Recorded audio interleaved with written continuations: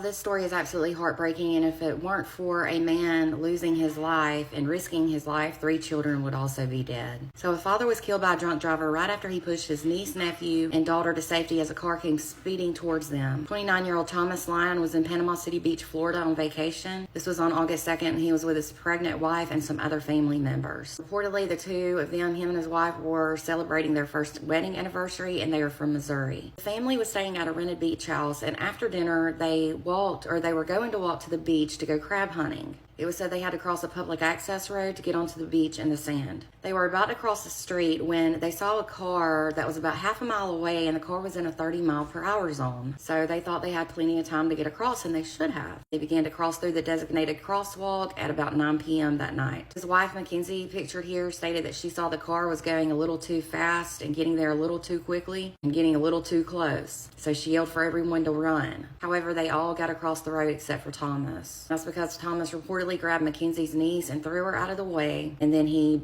pushed his daughter and his nephew out of the way of the car. He pushed them into the clear. But right as he was pushing the children out of the way, he was hit by the oncoming car. Mackenzie stated that if he had not pushed those children out of the way, they'd have to be burying 3 children along with him. Reportedly, when he was struck by the car, he was over the crosswalk and on the shoulder of the road. It was said that his other daughter and his family had already made it out of the way. The oncoming 2024 Altima that police said was actually going 70 miles per hour. The driver of that car was actually 39-year-old Casey Raton, and he was luckily arrested by deputies with the Bay County Sheriff's Office the very next day, and he was charged with DUI, manslaughter, and vehicular homicide. He was released that same day on a $250,000 bond, but on August 5th, he was arrested again and released again. He needs to be in jail. He's now facing 14 years in prison if he is convicted, and I hope and pray he gets all 14 of those years, even though he deserves way more than that, in my opinion. Mackenzie said that she would make it her mission in life to get as much jail time for Casey as possible. She said that he was the man who murdered her husband. She stated that not only did this man traumatize her, but her children and her family as well. She posted this on Facebook in a Facebook post. She stated that